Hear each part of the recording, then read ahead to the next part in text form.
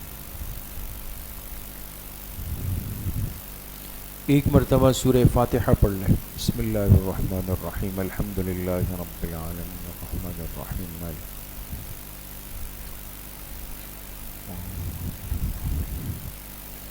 ایک مرتبہ درود شریف پڑھ لیں. اللہم صلی علی محمد وعلی آلہ.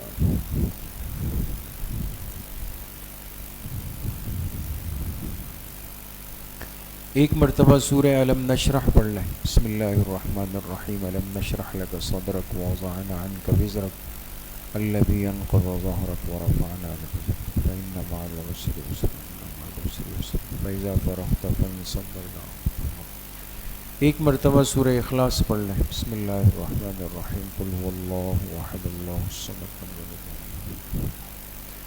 ایک مرتبہ سورہ فاتحہ پڑھ لیں. بسم اللہ الرحمن الرحیم الحمد للہ رب العالمین الرحمن الرحیم مالک یوم الدین. ایک مرتبہ درود شریف پڑھ لیں. اللہم صلی علی محمد وعلی آلہ.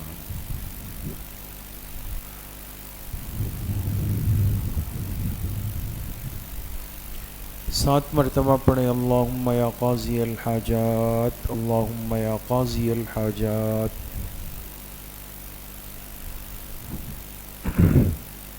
سات مرتبہ پڑھیں. اللہم یا کافی المہمات اللہم یا کافی المہمات.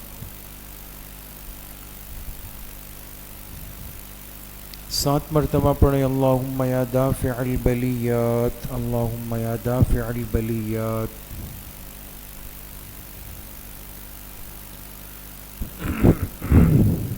سات مرتبہ پڑھیں. اللہم یا شافی الامراض اللہم یا شافی الامراض. سات مرتبہ پڑھیں. اللہم یا رفیع الدرجات اللہم یا رفیع الدرجات. سات مرتبہ پڑھیں. اللہم یا مجیب الدعوات اللہم یا مجیب الدعوات. سات مرتبہ پڑھیں. اللہم یا ارحم الراحمین اللہم یا ارحم الراحمین. ایک مرتبہ درود شریف پڑھ لیں. اللہم صلی علی محمد وعلی آلہ.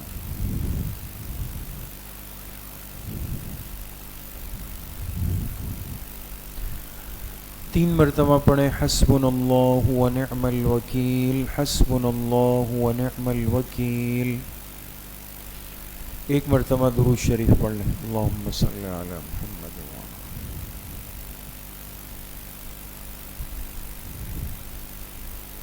تین مرتبہ پڑھیں. یا خفی اللطف ادرکنی بلطفک الخفی یا خفی اللطف ادرکنی بلطفک الخفی.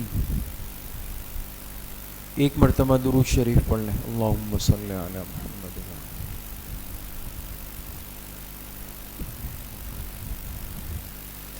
تین مرتبہ پڑھیں. لا حول ولا قوة الا باللہ لا حول ولا قوة الا باللہ. ایک مرتبہ درود شریف پڑھ لیں. اللہم صلی علی محمد.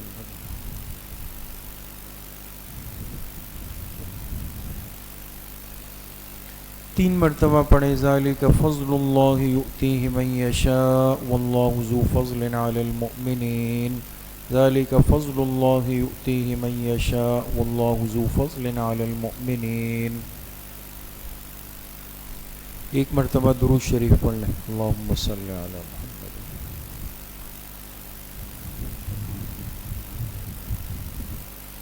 تین مرتبہ پڑھیں. یا لطیفا بخلقہ یا علیما بخلقہ یا خبیرا بخلقہ الطف بنا یا لطیف یا علیم یا خبیر. یا لطیفا بخلقہ یا علیما بخلقہ یا خبیرا بخلقہ الطف بنا یا لطیف یا علیم یا خبیر.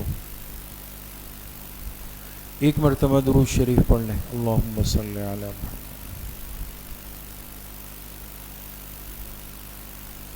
تین مرتبہ پڑھیں. انا للہ و انا الیہ راجعون انا للہ و انا الیہ راجعون. ایک مرتبہ درود شریف پڑھ لیں. اللہم صلی. رب اغفر وارحم وانت خیر الراحمین رب اغفر وارحم وانت خیر الراحمین.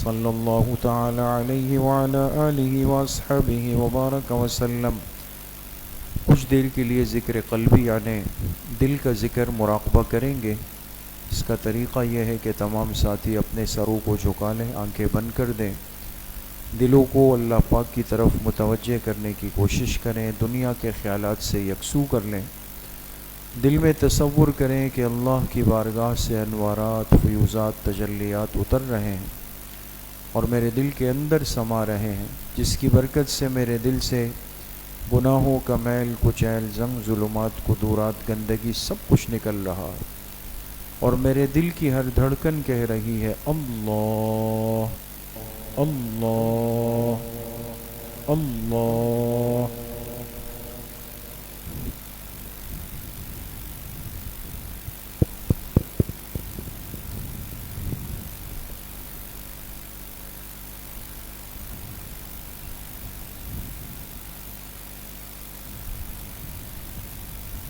کر دی تباہ گناہوں میں نے زندگانی،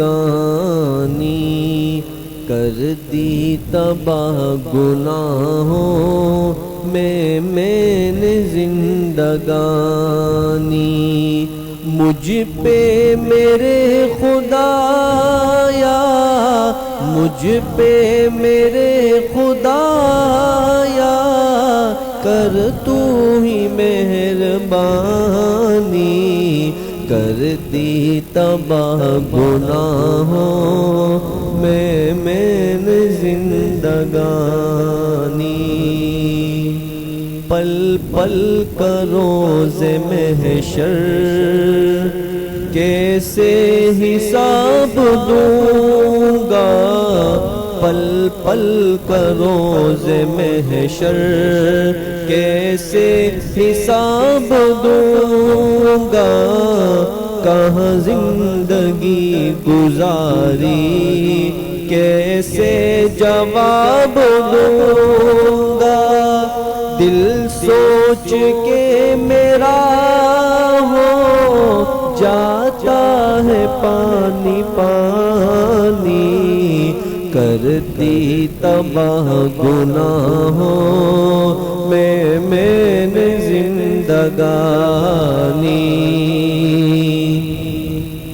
شب روز معصیت میں نے سیاہ کیے ہیں، تارے بھی کم ہے جتنے میں نے گناہ کیے ہیں، عاصی ہوں معصیت میں، عاصی ہوں معصیت میں، کوئی نہ میرا ثانی، کرتی تباہ گناہوں میں نے زندگانی،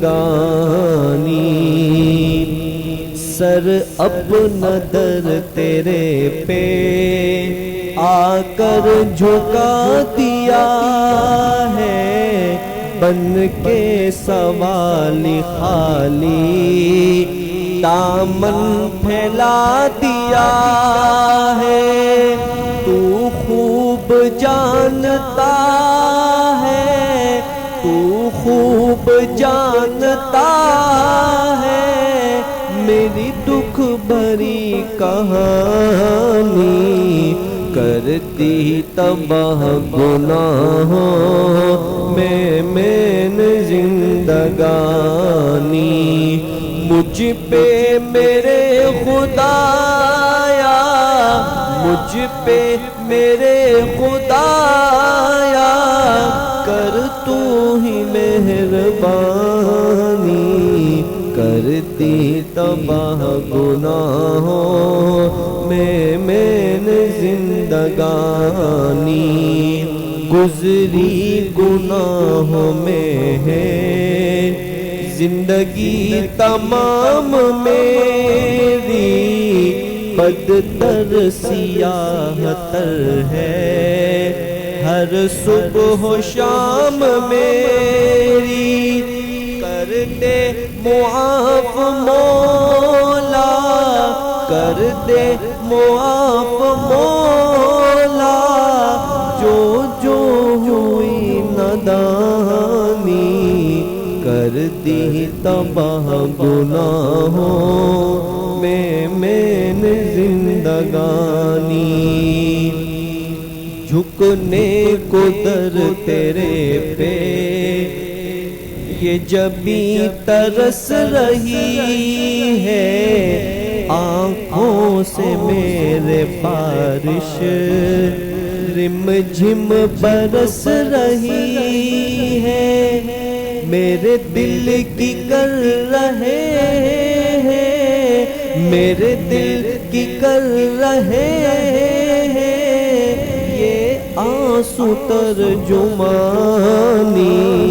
کرتی تباہ گناہوں میں نے زندگانی، کرتی تباہ گناہوں میں نے زندگانی، مجھ پہ میرے خدایا، مجھ پہ میرے خدایا، کر تو ہی مہربانی، کرتی تباہ گناہوں میں نے زندگانی۔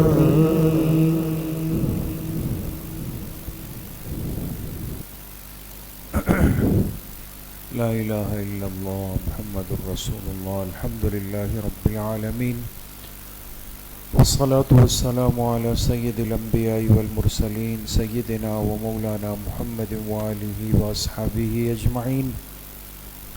یا اللہ یا ارحم الراحمین، ہمارے صغیرہ کبیرہ ظاہراً باطناً ہر طرح کے گناہوں کو معاف فرما دے۔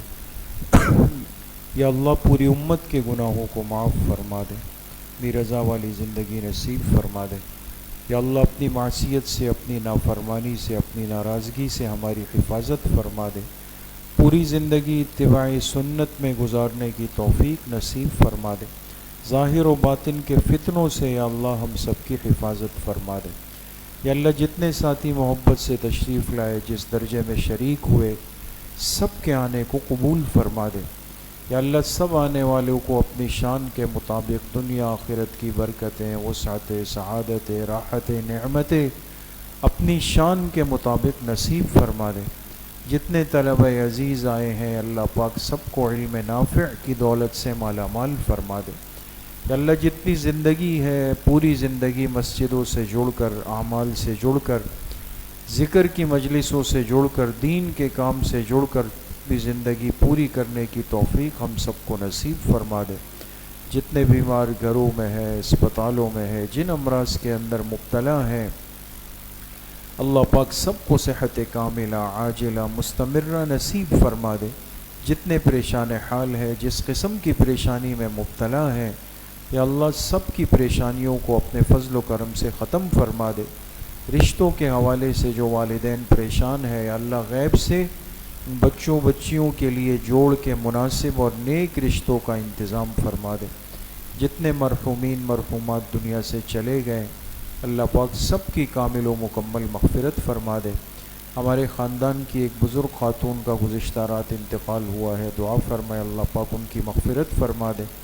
اسی طرح ہماری مسجد کے ایک پرانے نمازی جو یہاں سے جا چکے تھے، ان کے بیٹے نے کل اطلاع دی کہ والد صاحب کا انتقال ہوا ہے، دعا فرمائے اللہ پاک ان کے والد صاحب کی کامل و مکمل مغفرت فرما دے۔ ہمارے حضرت مفتی صاحب نور اللہ مرقدہ، بڑے امام صاحب رحمۃ اللہ علیہ، اس مسجد کے جتنے نمازی، جتنے اہل محلہ اور کل امت مسلمہ کے مرحومین جو اپنی قبروں میں ہیں، اللہ پاک اپنے فضل و کرم سے سب کی قبروں کو جنت کا باغیچہ بنا دے۔ وصلی اللہ وسلم علی نبینا محمد وآلہ